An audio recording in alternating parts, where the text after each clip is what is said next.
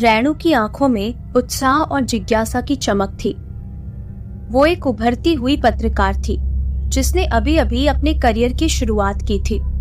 उसकी हमेशा से ख्वाहिश रही थी कि वो कोई ऐसी कहानी कवर करे जो न सिर्फ सनसनीखेज हो बल्कि लोगों के दिलों में खौफ पैदा कर दे। और उसकी तलाश अब खत्म होने वाली थी। उसे एक ऐसी जगह के बारे में पता चल गया था जो रहस्यों से भरी हुई थी और उसका नाम था चिरायु विला। ये विला एक छोटे से पहाड़ी कस्बे में स्थित था। कहा जाता था कि इस विला में कई अजीब घटनाएं होती थी। कोई इसे अभिशप्त मानता था तो कोई कहता था कि यहाँ एक आत्मा का वास है, परंतु सच क्या था ये कोई नहीं जानता था। रैणु ने अपने पति समीर से इस विला के बारे में बात की। समीर एक पेशेवर फोटोग्राफर था और वो भी हमेशा से कुछ अलग करने की सोचता था। रैणु की कहानी सुनकर उसकी भी दिलचस्पी जाग उठी। रैणु, क्या तुमने वाकई इस जगह के बारे में सोचा है? लोग कहते हैं कि वहां जाने वाले कभी वापस नहीं आते। समीर ने कुछ चिंतित स्वर में कहा। समीर, तुम जानते हो ना, ये हमारे करियर के लिए कितना बड़ा मौका हो सकता है। हमें ये कहानी कवर करनी ही चाहिए और अगर हमें कुछ अलग करना है तो खतरा तो उठाना ही पड़ेगा। रैणु ने आत्मविश्वास से कहा। दोनों ने तय किया कि वो वीकेंड पर चिरायु विला जाएंगे। इस विला के बारे में जानकारियों के लिए उन्होंने कुछ स्थानीय लोगों से भी बात की। एक बुजुर्ग व्यक्ति जिसे लोग बाबा कहकर बुलाते थे, उन्होंने बताया कि विला में एक गर्भवती महिला की आत्मा भटकती है। उस महिला का नाम राधा था और उसने विला में ही अपनी जान दे दी थी। कहा जाता था कि राधा का पति, जिसने उसे धोखा दिया था, उसने उसकी हत्या कर दी थी और तब से ही राधा की आत्मा वहां भटक रही है अपने बच्चे को जन्म देने के लिए। लेकिन रैणु और समीर ने बाबा की बातों को गंभीरता से नहीं लिया। वे इसे सिर्फ एक पुरानी कहानी मानकर अनदेखा कर गए। वीकेंड आया और दोनों अपने कैमरा और अन्य जरूरी सामान के साथ विला की ओर रवाना हो गए। जब वे विला के पास पहुंचे तो उन्हें चारों ओर सन्नाटा महसूस हुआ। वहां की हवा में एक अजीब सी ठंडक थी जो उनके शरीर में सिहरन पैदा कर रही थी। विला की दीवारें अब खंडर बन चुकी थी। जगह जगह जाले और घास उगाई थी, लेकिन सबसे ज्यादा ध्यान आकर्षित कर रही थी विला की खिड़कियां। वे खिड़कियां जो हर तरफ से बंद थी, लेकिन उनके पीछे कुछ छुपा हुआ सा महसूस हो रहा था, जैसे कोई उन्हें अंदर से देख रहा हो। रैणु ने अपना कैमरा निकाला और तस्वीरें खींचनी शुरू कर दी। समीर ने अपने कैमरा लेंस को एडजस्ट किया और विला के विभिन्न कोनों से तस्वीरें लेने लगा।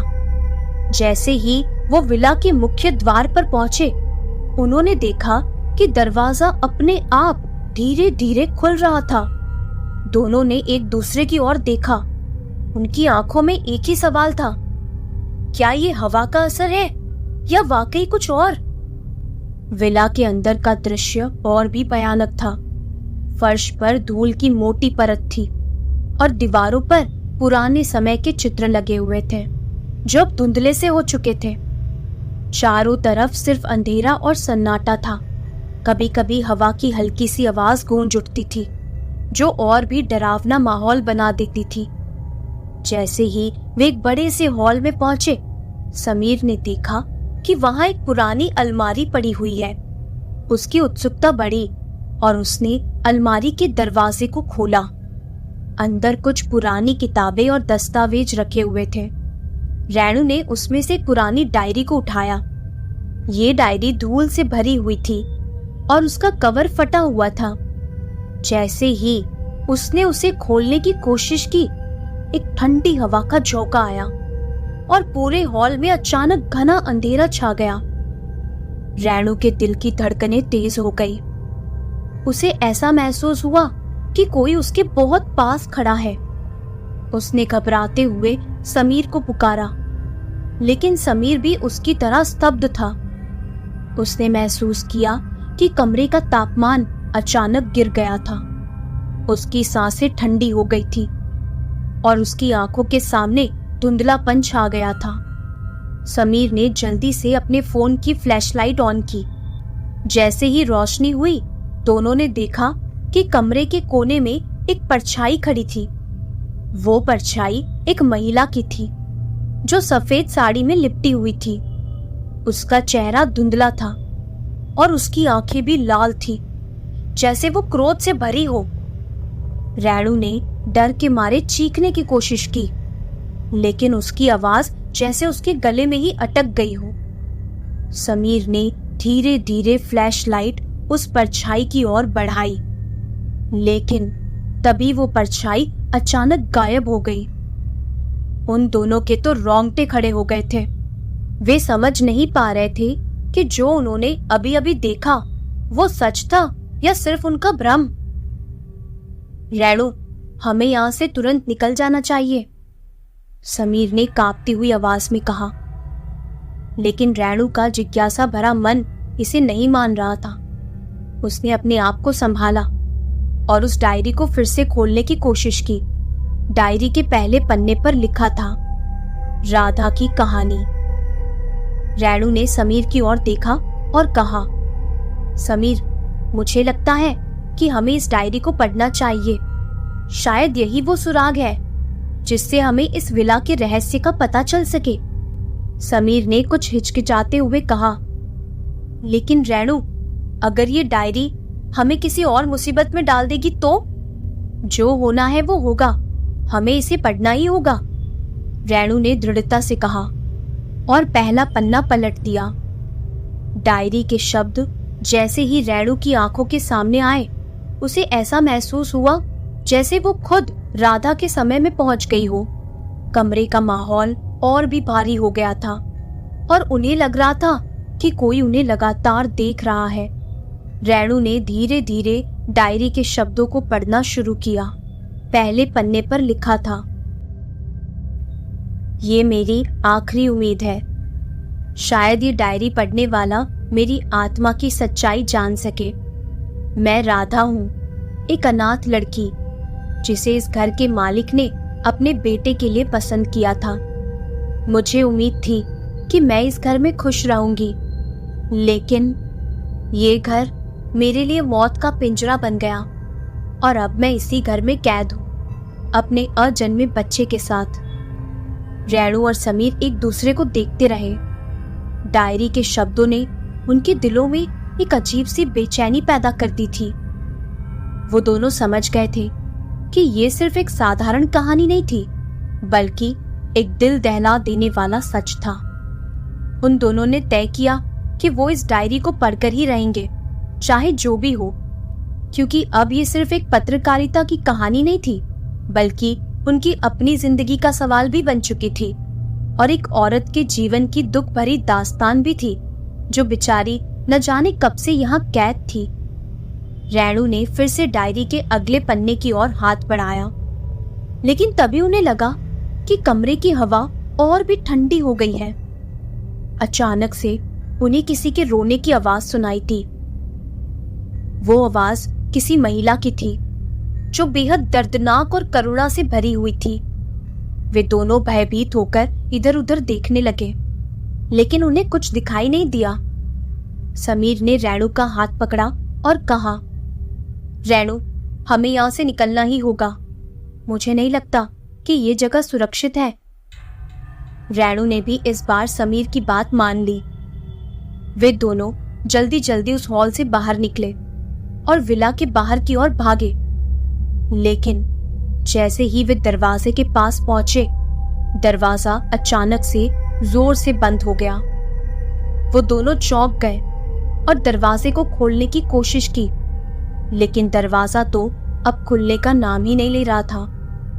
समीर ने खिड़की की ओर देखा, लेकिन खिड़कियों पर मोटी सलाखें लगी हुई थी, जो समय के साथ जंग खा चुकी थी। उन सलाखों के बीच से निकलना संभव नहीं था। चारों तरफ घना अंधेरा और असहनीय सन्नाटा था। रैणु का दिल जोर जोर से धड़कने लगा और समीर भी पसीने से तरबतर हो गया था। वो दोनों अब ये समझ चुके थे कि वो इस विला में फंस चुके हैं और यहाँ से बाहर निकलना आसान नहीं होगा। समीर ने अपने फोन की फ्लैशलाइट फिर से चालू की और चारों ओर देखने लगा। उसकी नजर विला की सीढ़ियों पर पड़ी जो ऊपर की ओर जा रही थी। शायद ऊपर का कोई रास्ता हो, उसने रैणु से कहा। रैणु ने सहमति में सिर हिलाया और वो दोनों सीढ़ियों की ओर आगे बढ़े। सीढ़ियां बहुत ही पुरानी थी और हर कदम पर वो चरमरा रही थी, जैसे किसी भी समय टूट जाएगी। वो धीरे धीरे ऊपर की ओर बढ़ते गए। हर कदम के साथ अंधेरा और गहरा होता गया और वातावरण में डरावनी खामोशी फैल गई। जब वे आखिरकार ऊपर पहुंचे तो उनके सामने एक लंबा गलियारा था जिसमें चारों ओर पुराने दरवाजे थे। हर दरवाजा बंद था और उन पर जंग लगे ताले लगे हुए थे। समीर ने एक दरवाजे के हैंडल को घुमाने की कोशिश की, लेकिन वो हिला तक नहीं।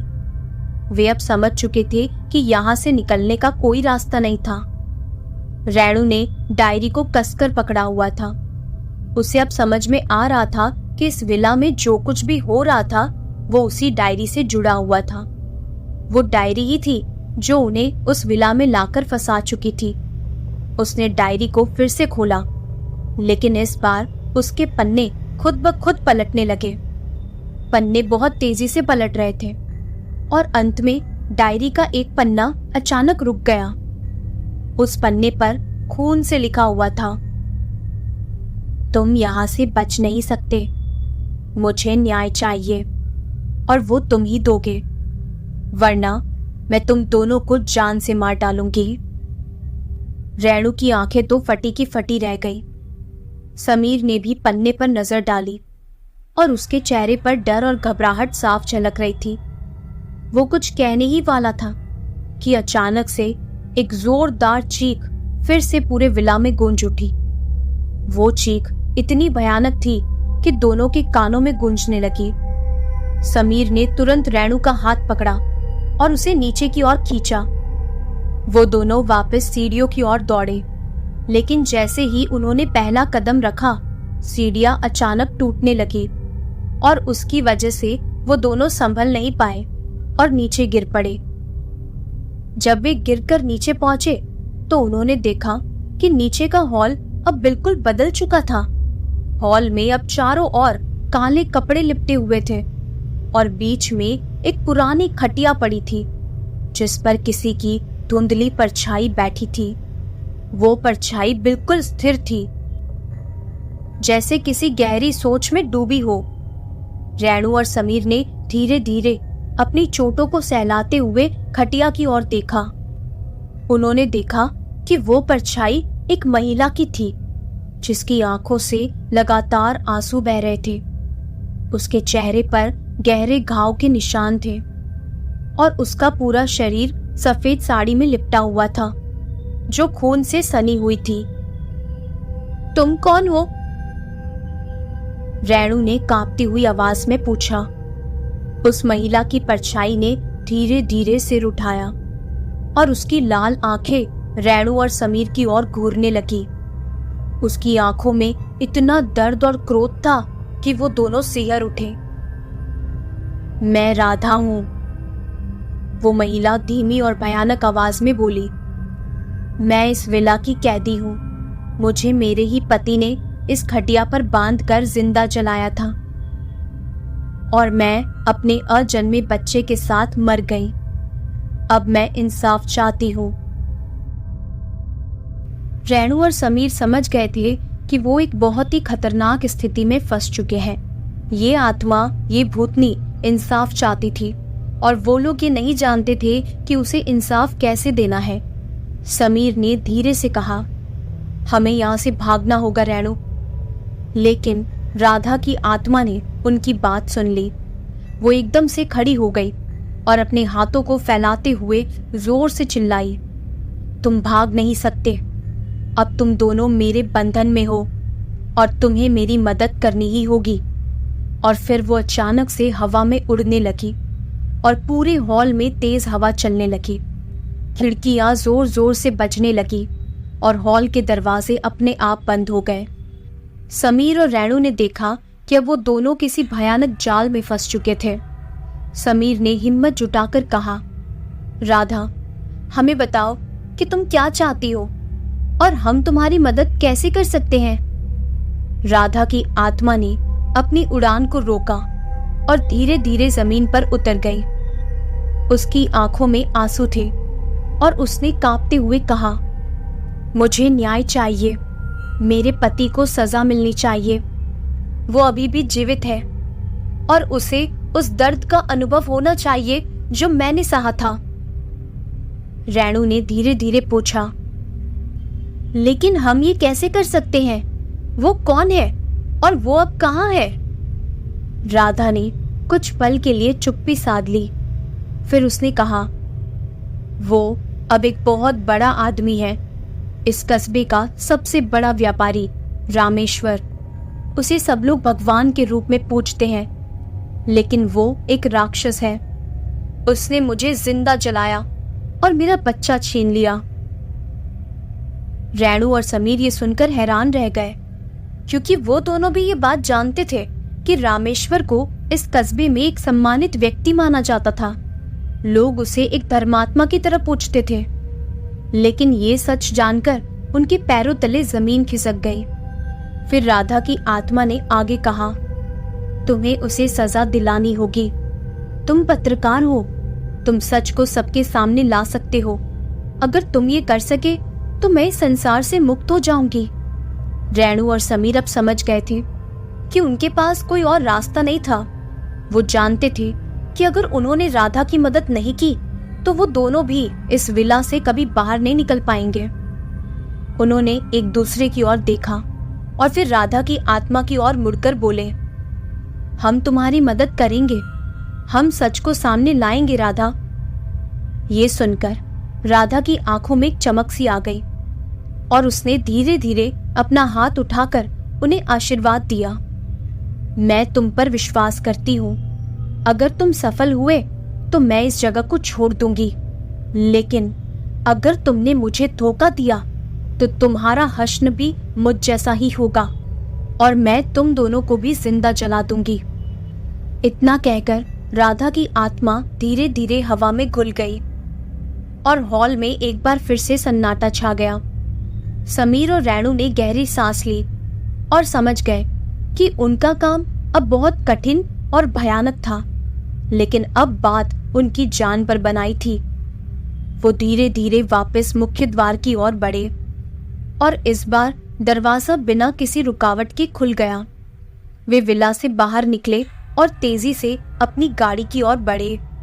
उनके दिमाग में अब सिर्फ एक ही सवाल था कि आखिर कैसे वो रामेश्वर के खिलाफ सबूत इकट्ठा करेंगे और कैसे राधा को न्याय दिलाएंगे।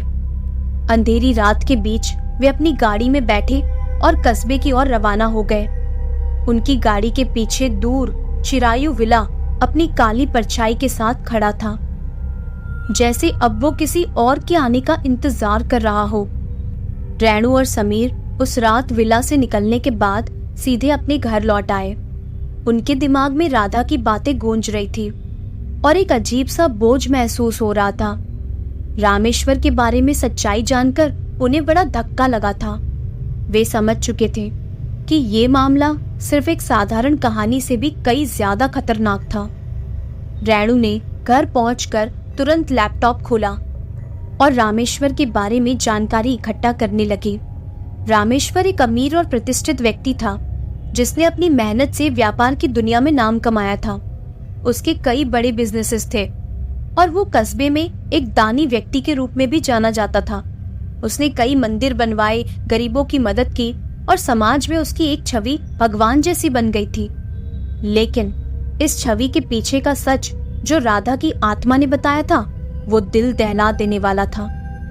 रेणु ने रामेश्वर के बारे में जितना पढ़ा उतना ही उसे ये एहसास हुआ कि ये आदमी कितना चालाक और शातिर हो सकता है। उसने अपने सभी काले कारनामों को बड़ी ही चतुराई से छिपा रखा था। अब रेणु के सामने सबसे बड़ी चुनौती ये थी कि वो ऐसे शख्स के खिलाफ सबूत कैसे इकट्ठा करेगी। समीर ने भी उसकी मदद के लिए अपने कुछ पत्रकार मित्रों से संपर्क किया। उसने कुछ पुलिस रिकॉर्ड्स और स्थानीय अफवाहों के बारे में पता लगाने की कोशिश की, लेकिन जो भी जानकारी उन्हें मिली वो रामेश्वर को संदेह के घेरे में लाने के लिए पर्याप्त नहीं थी, क्योंकि रामेश्वर ने अपने सभी अपराधों को बहुत ही चतुराई से छिपाकर रखा हुआ था। लोगों के सामने वो एक भला आदमी बनता था, पर असलियत में वो एक गुंडा था और कई गैर कानूनी कामों को करके उसने इतना बड़ा साम्राज्य बना लिया था। लेकिन कुछ पैसा गरीबों की मदद में लगा के वो लोगों की नजर में एक मसीहा था। रैणु ने डायरी के अगले पन्नों को पढ़ने का निर्णय लिया। वो समझ गई थी कि डायरी में ही वो सारे राज छिपे हैं जिनसे राधा की हत्या और रामेश्वर के अपराधों का पता चल सकता था। उसने समीर को अपने पास बुलाया और डायरी खोलकर पढ़ना शुरू किया। डायरी में लिखा था, मैंने रामेश्वर से बहुत प्रेम किया था। मुझे लगता था कि वो मेरी जिंदगी को खुशियों से भर देगा, लेकिन जैसे जैसे समय बीता मुझे उसकी असलियत का पता चलने लगा। वो सिर्फ एक लालची और निर्दयी इंसान था जिसने अपने स्वार्थ के लिए कई मासूमों की जान ली थी। मेरी आंखों के सामने उसने ना जाने कितने लोगों को तलवारों से काट डाला था, उनकी जमीनें हत्या ली।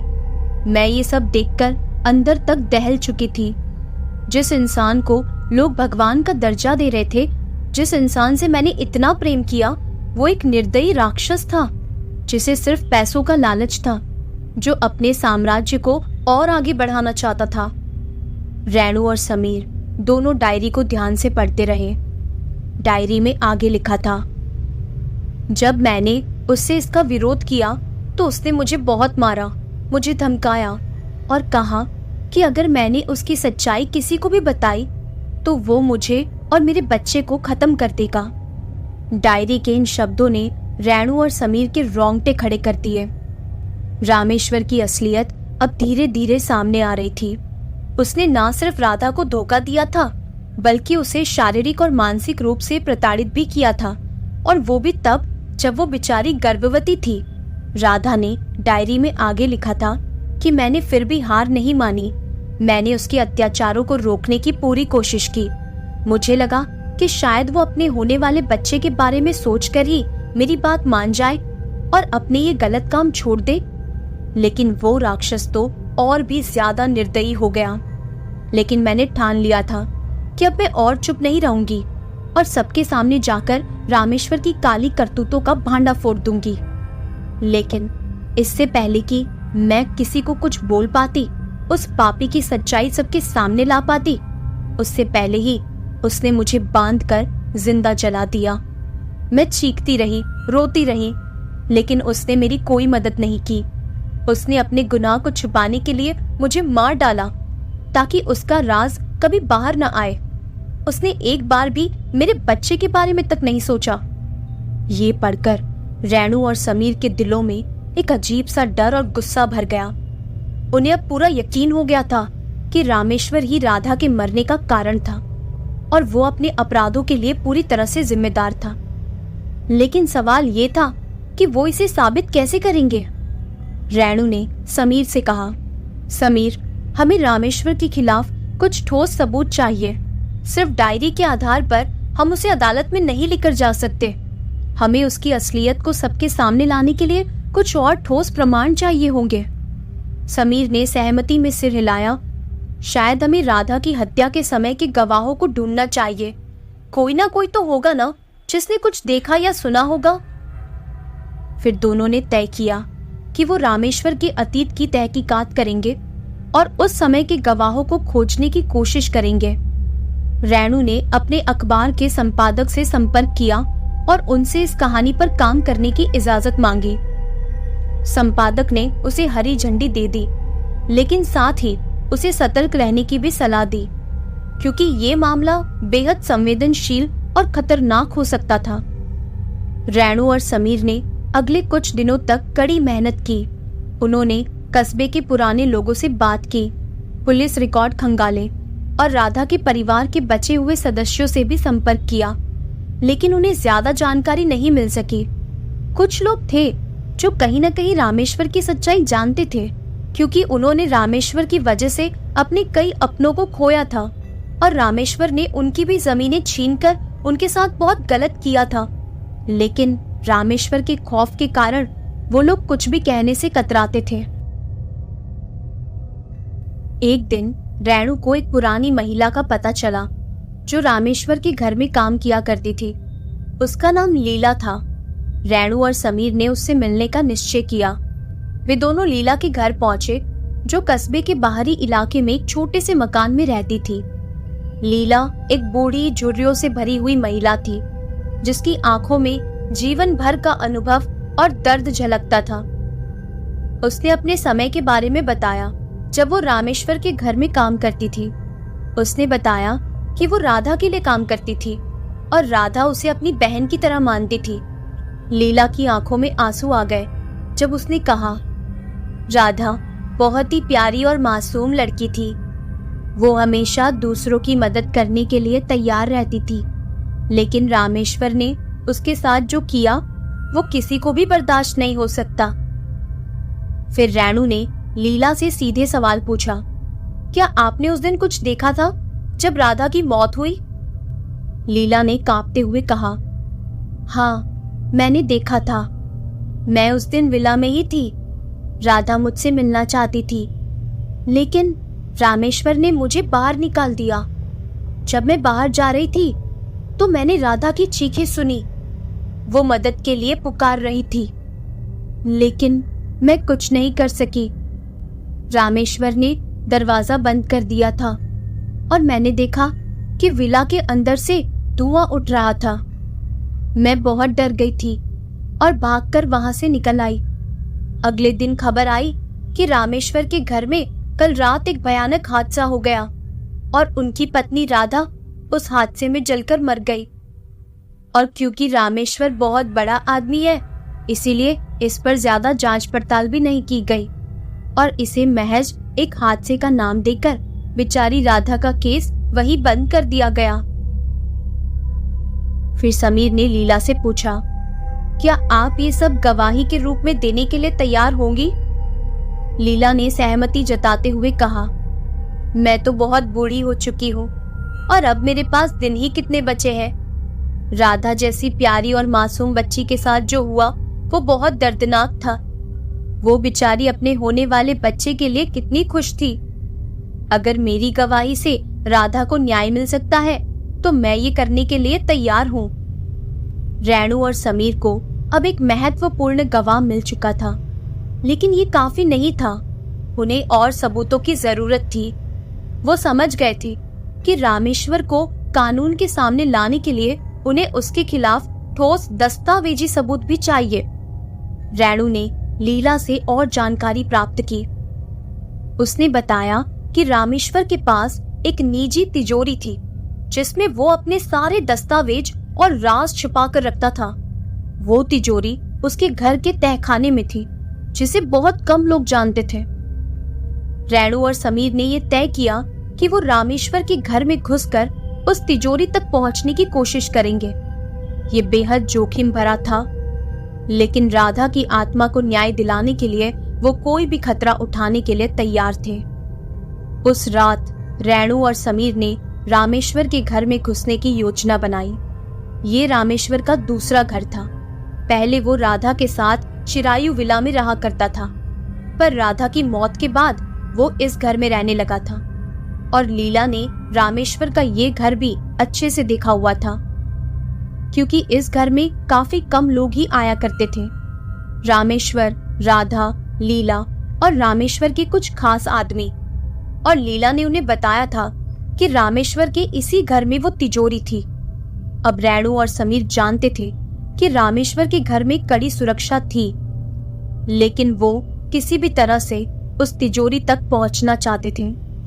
वो दोनों चुपचाप रामेश्वर के घर के पास पहुंचे और सुरक्षा गार्ड्स की नजरों से बचते हुए घर के पीछे के रास्ते से अंदर घुस गए।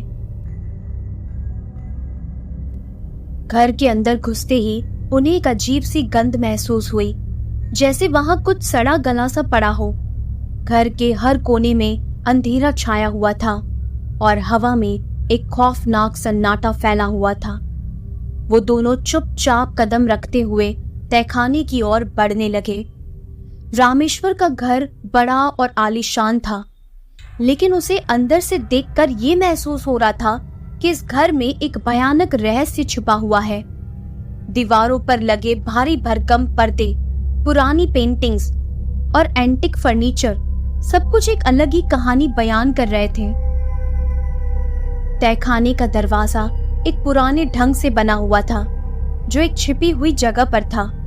उसे ढूंढने में उन्हें काफी मुश्किल हुई, लेकिन अंत में वो उस दरवाजे तक पहुंच ही गए। समीर ने धीरे से दरवाजे का हैंडल घुमाया और दरवाजा चरमराते हुए खुल गया। तहखाने के अंदर एक लंबी सीढ़ी थी जो अंधेरे में नीचे की ओर जाती थी। नीचे से एक ठंडी और सड़ी हुई हवा का झोंका उनके चेहरे पर पड़ा, जिससे उनके रोंगटे खड़े हो गए। लेकिन उन्हें राधा के न्याय के लिए उस रास्ते पर आगे बढ़ना ही था। वो दोनों धीरे धीरे सीढ़ियों से नीचे उतरने लगे। हर कदम के साथ अंधेरा और गहराता जा रहा था। नीचे पहुंचने पर उन्होंने देखा कि तहखाना बहुत ही पुराना और डरावना था। दीवारों पर जाले लगे हुए थे। हवा में धूल और नमी की गंध भरी हुई थी। तहखाने के अंदर जाने के बाद वो चारों ओर नजर दौड़ाने लगे। एक कोने में एक बड़ी सी तिजोरी नजर आई, जो काफी मजबूत और सुरक्षित दिख रही थी। तिजोरी के ऊपर रामेश्वर का नाम उकेरा हुआ था। ये देखकर रेणु और समीर समझ गए कि यही वो तिजोरी थी जिसमें रामेश्वर ने अपने सारे काले कारनामों के सबूत छिपा रखे थे। समीर ने तिजोरी के लॉक को खोलने की कोशिश की, लेकिन ये आसान नहीं था, क्योंकि तिजोरी का लॉक कोड से चलने वाला था और बिना सही कोड के इसे खोल पाना असंभव था। हमें जल्दी से इसका कोड ढूंढना होगा, रेणु ने धीरे से कहा। वो दोनों अब कमरे में चारों तरफ देखने लगे। शायद उन्हें कहीं कोई कोड का संकेत मिल जाए। तभी रेणु की नजर एक पुराने कागज के टुकड़े पर पड़ी, जो तिजोरी के पास एक टेबल पर रखा हुआ था। उसने कागज उठाया और देखा कि उस पर कुछ अजीब से नंबर लिखे हुए थे। शायद यही वो कोड है, रेणु ने समीर से कहा। समीर ने कागज पर लिखे नंबरों को तिजोरी के कीपैड पर डाला और लॉक को खोलने की कोशिश की, लेकिन तिजोरी नहीं खुली और वो दोनों निराश हो गए। रेणु ने फिर से कागज को ध्यान से देखा तो कागज के कोने पर हल्के से अक्षरों में रामेश्वर की जन्म तिथि लिखी हुई थी। उसने तुरंत अंदाजा लगाया कि हो सकता है कि तिजोरी का कोड रामेश्वर की जन्म तिथि हो। समीर ने रामेश्वर की जन्म तिथि का नंबर तिजोरी के कीपैड पर डाला और फिर से लॉक को घुमाया। इस बार तिजोरी ने एक हल्की सी आवाज की और खुल गई। तिजोरी के अंदर कुछ पुराने दस्तावेज, फाइलें और कुछ छोटे बड़े बक्से रखे हुए थे। रेणु और समीर ने जल्दी से दस्तावेजों को देखना शुरू किया। फाइलों में से एक फाइल पर राधा केस लिखा हुआ था। रेणु ने उस फाइल को खोला और पढ़ना शुरू किया। फाइल में राधा की मृत्यु से जुड़ी सारी जानकारियां, कुछ पत्र और रामेश्वर के खिलाफ ठोस सबूत मौजूद थे। ये सबूत हमें रामेश्वर को सलाखों के पीछे पहुंचाने में मदद करेंगे, समीर ने उत्साहित होकर कहा। लेकिन तभी उन्होंने एक हल्की सी आवाज सुनी, जैसे कोई उनके पीछे खड़ा हो। वो दोनों चौंक कर पीछे मुड़े और देखा कि दरवाजे पर एक काले कपड़े में लिपटा हुआ शख्स खड़ा था। उसके हाथ में एक बड़ा सा चाकू था और उसकी आंखों में खूनी प्यास दिख रही थी। तुम लोग यहाँ क्या कर रहे हो? वो शख्स गरजते हुए बोला। उसकी आवाज गहरी और भयानक थी और उसके चेहरे पर एक खौफनाक मुस्कान थी।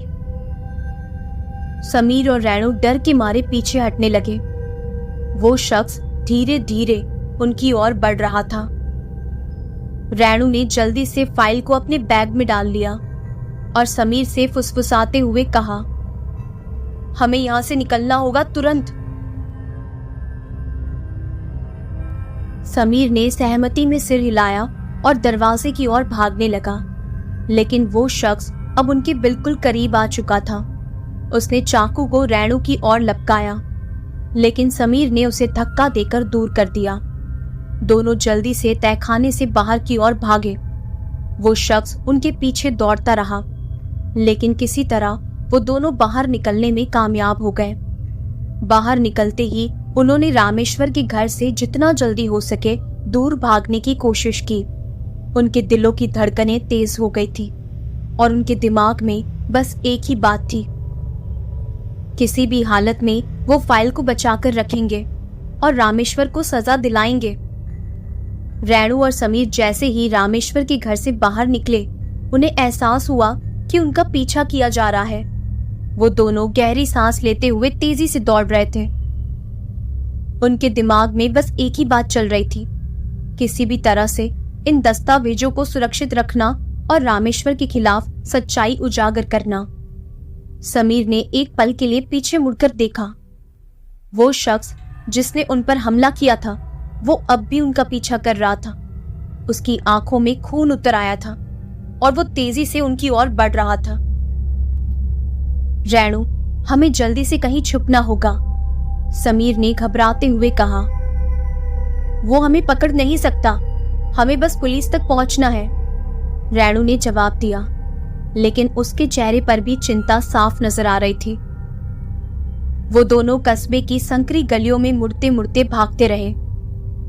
उनकी सांसें फूली हुई थी और दिल तेजी से धड़क रहा था। आखिरकार वो एक सुनसान गली में पहुंचे, जहां थोड़ी देर के लिए उन्हें रुकने का मौका मिला। अब क्या करेंगे? रैणु ने हांफते हुए पूछा। हमें पुलिस स्टेशन तक पहुंचना होगा, ये सबूत बहुत महत्वपूर्ण है। रामेश्वर के खिलाफ ये हमारा सबसे बड़ा हथियार है, समीर ने गंभीर स्वर में कहा।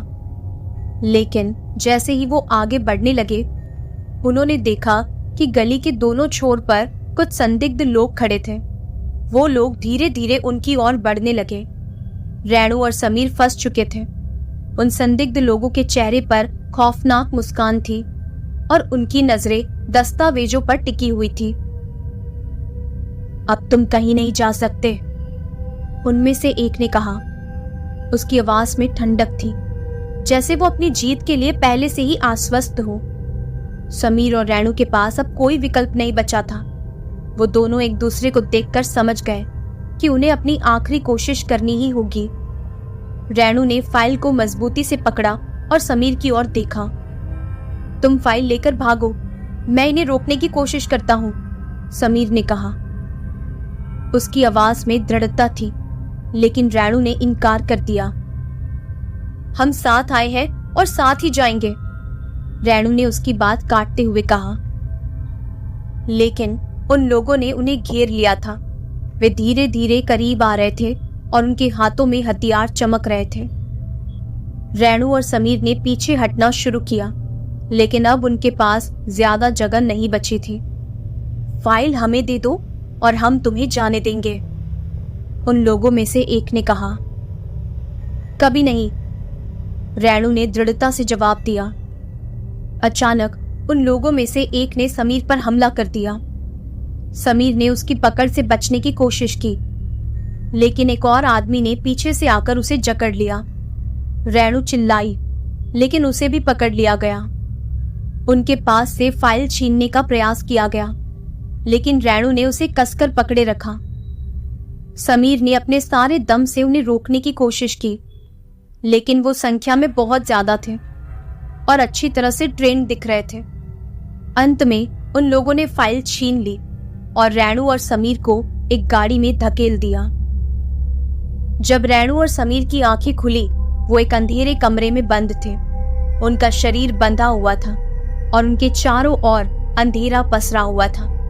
उन्हें ये नहीं पता था कि वो कहाँ है, लेकिन एक बात साफ थी कि वो एक बहुत बड़ी साजिश के शिकार बन चुके थे। तुम लोग हमारे रास्ते में आए हो और अब इसका अंजाम भुगतोगे, एक गहरी आवाज कमरे के कोने से आई। रैणु और समीर ने उस दिशा में देखा, लेकिन अंधेरे के कारण कुछ स्पष्ट नहीं हो सका। तुम लोग ये नहीं समझते कि तुम किसके खिलाफ जा रहे हो, रामेश्वर एक ताकतवर आदमी है और तुम लोग उसके खेल में केवल एक मोहरे हो, उस आवाज ने कहा। हम राधा को न्याय दिलाएंगे, रेणु ने हिम्मत जुटाकर कहा। उस आवाज ने एक ठहाका लगाया। राधा को न्याय? तुम लोग इस खेल के बारे में कुछ भी नहीं जानते। रामेश्वर ने जो भी किया वो अपनी सुरक्षा के लिए किया और तुम लोग उसकी राह में सबसे बड़ी रुकावट बन चुके हो। समीर ने अंधेरे में उस शख्स की तरफ देखा और कहा, तुम जो भी हो हमें छोड़ दो, हम कुछ नहीं कहेंगे। लेकिन उस आवाज ने उनकी बातों पर कोई ध्यान नहीं दिया। अब बहुत देर हो चुकी है, उसने कहा। तुम दोनों को मिटा देना ही अब रामेश्वर के लिए सही होगा। रेणु और समीर के दिलों में डर और चिंता ने घर कर लिया। वो दोनों समझ चुके थे कि वो एक भयानक मुसीबत में फंस चुके हैं। तुम्हारा खेल अब खत्म है, उस आवाज ने कहा। और फिर कमरे में एक भयानक खामोशी छा गई। लेकिन तभी एक धमाके की आवाज सुनाई दी और कमरे का दरवाजा जोर से खुल गया। एक तेज रोशनी अंदर आई, जिससे रेणु और समीर की आंखें एक बार के लिए उस रोशनी से बंद हो गई। तेज रोशनी ने कमरे का अंधेरा चीर दिया और उनके कानों में चीख पुकार की आवाजें गूंजने लगी। कुछ सेकंड के भीतर ही कई लोग कमरे में घुस आए। उन लोगों के हाथों में बंदूकें थी और वे सीधे उस शख्स की ओर बढ़े जो पहले उन्हें धमकी दे रहा था। पुलिस, एक कड़क आवाज गूंजी। हथियार डाल दो और हाथ ऊपर कर लो। वो शख्स जिसने समीर और रेणु को धमकी दी थी घबरा गया और भागने की कोशिश करने लगा, लेकिन पुलिस ने उसे तुरंत काबू में कर लिया।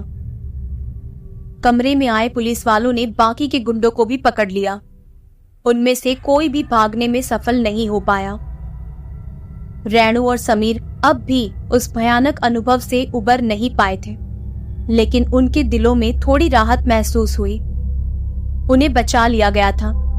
एक पुलिस वाला उनके पास आया और उनके हाथों को खोलते हुए कहा, आप दोनों सुरक्षित हैं। हमें आपकी जानकारी मिल गई थी और हम समय पर यहाँ पहुंच गए। रेणु ने थरथराते हुए कहा, फाइल? वो फाइल उनके पास है, हमें वो वापस चाहिए। पुलिस वाले ने फाइल को खोजने का आदेश दिया और कुछ ही देर बाद एक पुलिसकर्मी ने फाइल को ढूंढ निकाला। फाइल को समीर और रेणु के हवाले करते हुए पुलिस अधिकारी ने कहा, ये फाइल अब पुलिस की सुरक्षा में रहेगी, इसे कोर्ट में पेश किया जाएगा। रेणु ने राहत की सांस ली और कहा, धन्यवाद, आप लोग समय पर आ गए, नहीं तो हमें मार दिया जाता। पुलिस अधिकारी ने गंभीरता से कहा, आप दोनों ने बहुत बड़ा जोखिम उठाया है। रामेश्वर एक खतरनाक आदमी है और उसने अपनी ताकत का गलत इस्तेमाल किया है, लेकिन अब हम उसके खिलाफ पर्याप्त सबूत इकट्ठा कर चुके हैं। ये मामला अब खत्म होने के करीब है। पुलिस ने रामेश्वर के घर पर छापा मारा और वहां से कई महत्वपूर्ण सबूत जब्त किए गए। रामेश्वर को गिरफ्तार कर लिया गया और उसे कोर्ट में पेश किया गया। रेणु और समीर की गवाही, लीला की गवाही और रामेश्वर की तिजोरी से मिली फाइलें सब ने मिलकर एक ठोस केस बना दिया। कोर्ट में सुनवाई के दौरान रामेश्वर के सारे काले कारनामों का पर्दाफाश हुआ। राधा के साथ किए गए अन्याय और उसकी निर्मम हत्या की सच्चाई सबके सामने आ गई। राधा की आत्मा को न्याय मिला और रामेश्वर को उसके गुनाहों के लिए कड़ी सजा सुनाई गई। अब रेणु और समीर ने भी राहत की सांस ली। उनकी मेहनत रंग लाई। राधा की आत्मा अब शांति में थी और उन्होंने एक मासूम आत्मा को न्याय दिलाने में अपना बहुत बड़ा योगदान दिया था।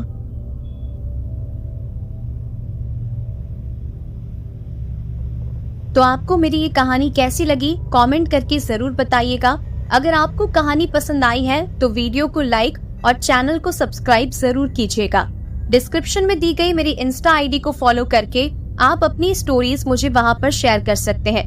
मिलते हैं ऐसे ही एक और खौफनाक पॉडकास्ट के साथ। तब तक के लिए चैनल पर अपलोडेड बाकी वीडियोस को भी जरूर चेकआउट कीजिएगा।